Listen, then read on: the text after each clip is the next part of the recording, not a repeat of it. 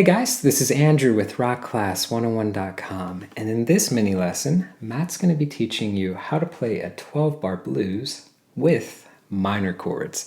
Now, most of the time when we play the blues, we are playing it straight to a T. We're using the traditional form, so the 1-4-5 chord progression with dominant voiced chords. But after a while, it can get a little, boring, right? If you're always playing it that stock standard way. So to switch things up, we can change the dominant voice chords into minor. So we still keep that bluesy feel, but we have a overshadowing tonality of sadness that has been added. So it's a fun way to jazz things up. And I wanted to go a step further. I wanted to turn this piece into a duet at the end, because if you ever go to a jam, I promise you 9 times out of 10 you're going to be playing the blues. And if you go to a more advanced jam, you're probably going to encounter the blues with alterations or changes added. So something like what we're learning in this piece. Instead of playing dominant chords, we're playing minor chords. So it's going to be really, really great to practice keeping your rhythm part steady while someone solos on top of it, because it can be challenging to play a completely different sounding part while you're hearing someone do something different on top of it. So we will have backing tracks for this lesson, but we'll talk about that more in just a second. So let's take a step back. Let's talk a little bit about this lesson. So in this video, Matt's going to teach you how to play the entire 12-bar blues, but if you want to get the tabs to print off and follow along with, that's going to be available at this link right here, or you can go to the site rockclass101.com, do a search for ML016, that's the lesson number for this lesson, and also on that page will be the really cool interactive on-screen tab viewer. Now this is a great feature where you can hit play, you can watch the tab scroll across in real time, highlight bars to loop sections, slow it down to any speed you wish, just a great asset in learning this tune that much easier. Now I touched a little bit on the backing track, so we're going to have 100% speed and 75% speed. And the backing track is going to be interesting because we're going to keep Matt's playing the first time through the form. So you're going to hear Matt and you're going to jam along with him the first time through, and then he's going to be cut out the second time through because AJ comes in the second time through. So it'll be only you playing the rhythm part as AJ solos. So it'll be a great way for you to practice on keeping the rhythm steady and playing while somebody else plays on top of you. It can be challenging, right? Because you're hearing something that is completely different from what you're doing. So it's a great way to practice playing in an ensemble setting. And last but not least, there are 2 quick things we need to talk about. And the first one is that this tune does require a low G ukulele, so grab the low G to follow along with. And secondly, this song does use a swung rhythmic fill. So if you're new to understanding the difference between playing with a straight fill versus a swung fill, you want to jump into this lesson. I'll also link it in the description box below. But without further ado, I'll hand it off to Matt and we'll jump into the lesson. Hello, my name is Matt Dahlberg, and in today's lesson we're going to be learning a minor blues strumming pattern for this really fun mini lesson. Let's go ahead and dive in at the very beginning. This is for low G ukulele, and we're going to start here with an E minor chord played in a way you might not usually play it. To do this, take your index finger, bar it all the way across the 7th fret, then take your ring finger, place it on the 9th fret of the G string. Now, when you're playing this chord, a quick tip is this knuckle right here on the ring finger, it needs to have enough of an angle so that the other strings don't get touched. If you struggle with bar chords and haven't been able to get a good tone with this, you can also try putting the ring finger on first, then adding the index on top. And sometimes that helps create the flexibility needed so that you're able to play this consistently. It's also okay for the middle finger to come over the index just like this to create that sound. Now, what you're going to do is you're going to start by using your thumb on your playing hand and playing just the G string. Then we're going to do a down and an up strum with our index finger. Then we're going to take this bar and we're going to move it down to 4, taking the ring finger off, and we're going to just play the G string 4th fret. So you don't need the bar to be completely across for perfect tone, you just need it on the 4th fret of the G string. Then we're going to take this bar, slide it up to 7, play 7 on the G string. And now we want to recompress as we go into measure 2. Before we do that though, here's what measure 1 sounds like in time. 2 and 3 and 4 and... As we go into the second measure, you see that we have this bar across here with the 7th fret all set up. And the reason for that is because we're going to play the 9th fret on the G string right here with the ring finger to start the measure. And then we're going to do a down, an up. We're going to bring our hand down, missing the strings because we need to do another up strum. And then we're going to take these fingers here that are fretting. We're going to release the pressure, but keep it so that they're still touching the strings. And mute going down and up. The trick to a good mute is just contact with the strings, not pushing too hard, not pushing too lightly, but making sure each one of the strings is touched with the fingers. I like to just take the finger pressure on for the chord and off like this for when I'm muting. Too far off, it'll vibrate, and if you're not releasing enough, it'll buzz. So just touching the strings. So measure 2 sounds something like this in time. 2 and 3 and 4 and... And measures 1 and 2 sound something like this together. 2 and 3 and 4 and...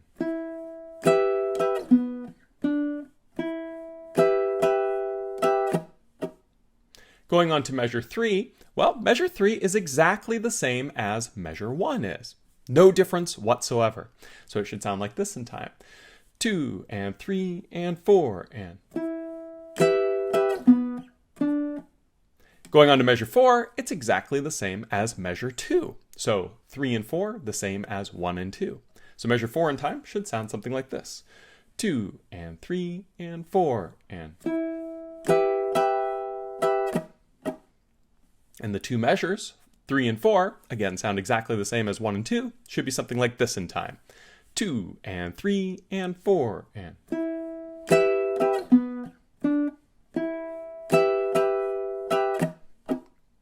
Going on to measure 5 now, we're going to switch up the chords. We're going to play this A minor. To do this, you want to take your middle finger and put it here on the 3rd fret of the G string. You're going to play open on the A, and then you're going to do a down up. Then you're going to play open on the E string, then 3 on the E string. We can use our ring finger here.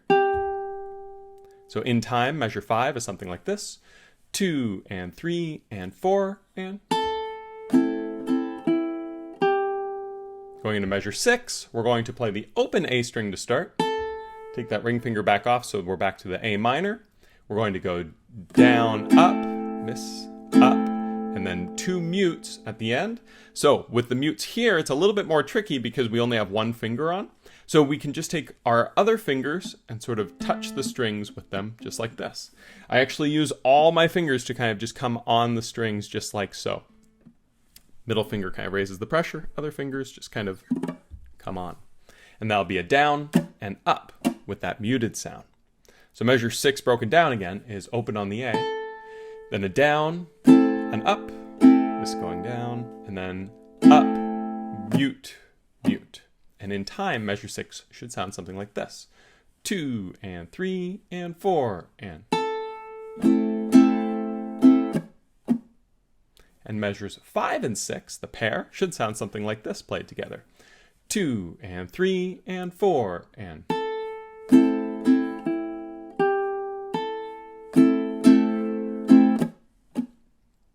Going on to measure 7 now. Measure 7 is going to play, well, something very familiar because it's exactly the same as measures 1 and 3 were. So going back to that E minor with that 9 and strum. And in time, that sounds something like this. Again, exactly the same as measures 1 and 3. 2 and 3 and 4 and... Going into measure 8, exactly the same as measures 2 and 4. In time should sound something like this. 2 and 3 and 4 and... The pair now, 7 and 8, exactly the same as 3 and 4, and 1 and 2 should sound something like this. 2 and 3 and 4 and...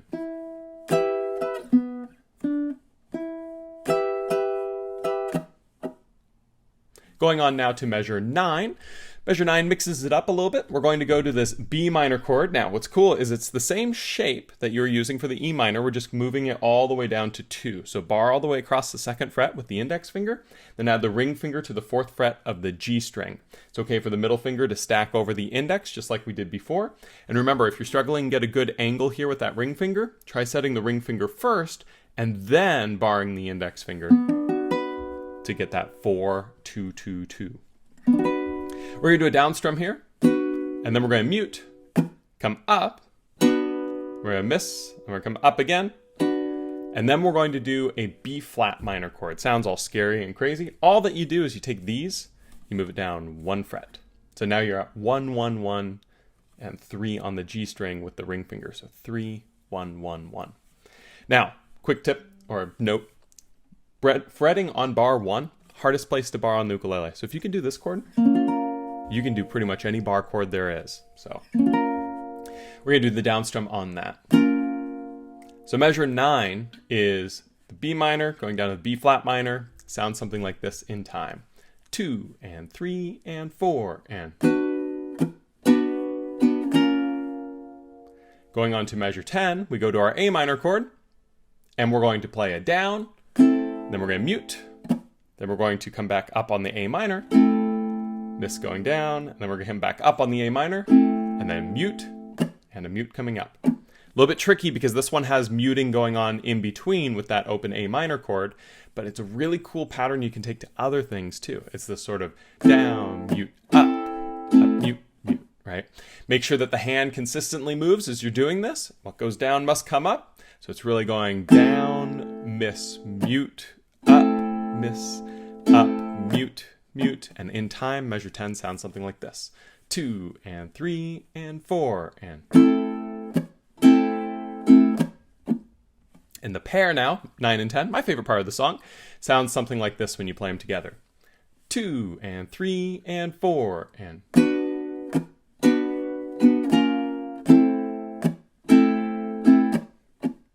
Really nice. From here we go on to measure 11, and measure 11 should look very familiar because it is exactly the same as measures 1, 3, and 7 were. It's all the same stuff there. Ring finger here on the 9th fret of the G string, index barred across the 7th of all 4. We're going to do the G, and then down, up, move down to the 4, up to the 7. Same way we did it the other times, no difference whatsoever. In time, measure 11 sounds like this. 2 and 3 and 4 and. Going on to measure 12, this one's different. So up till this point, it's always been a pair, the same pair, 1, 2, 3, 4, 7, 8. This one's a little different. We're going to start by playing the 9 on the G string. Then we're going to do the riff. This is really fun to play, but very important to use the correct fingerings or you'll be absolutely lost as you're trying to play it through. So we're going to play 5 on the A string. And we're going to immediately slide to 7 on the A. We're going to do that with our index finger here. So I break this shape, bring my index finger down to the 5th fret on the A string. I'm going to play that, and immediately slide it to 7 on the A string. Okay, so we have this, and then we're going to go down to 5 on the A with the index. Then we're going to play 7 on the E with the ring. 6 on the E with the middle, 5 on the E with the index, and then we need to play 7 on the C string, and we want to play that 7 on the C with our middle finger here. Now I know it might be tempting to use the ring, use the middle, trust me. You'll see why in the next measure. So that little riff part, measure 12, looks like this. We play the 9 on the G, and then we do the riff, 5 slide to 7, move it back down to 5, 7, 6, 5, 7 on the C with the middle finger. And in time, it's something like this. 2 and 3 and 4 and.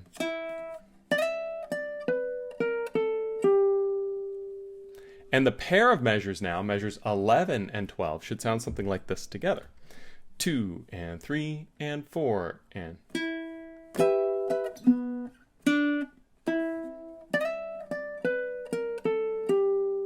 Now at this point, it actually repeats. And we go all the way back to measure 1. And we play through measures 1, 2, 3, 4, 5, 6, 7, 8, 9, 10, 11, and 12. We repeat everything. But then at the end of the second repeat, we go right on to measure 13.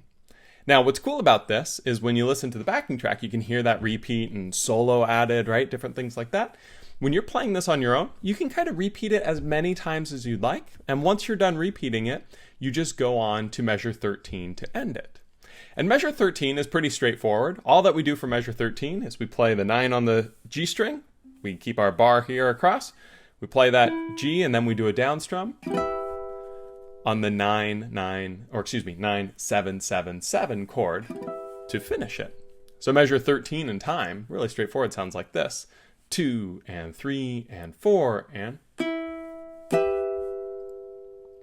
And so that you can hear it though, I'm going to play measures 11, 12 into 13 so that you can hear the end of the song. Should sound something like this. 2 and 3 and 4 and...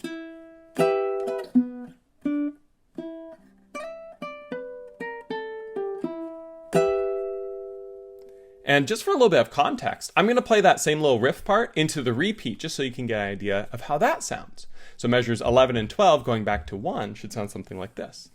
2 and 3 and 4 and...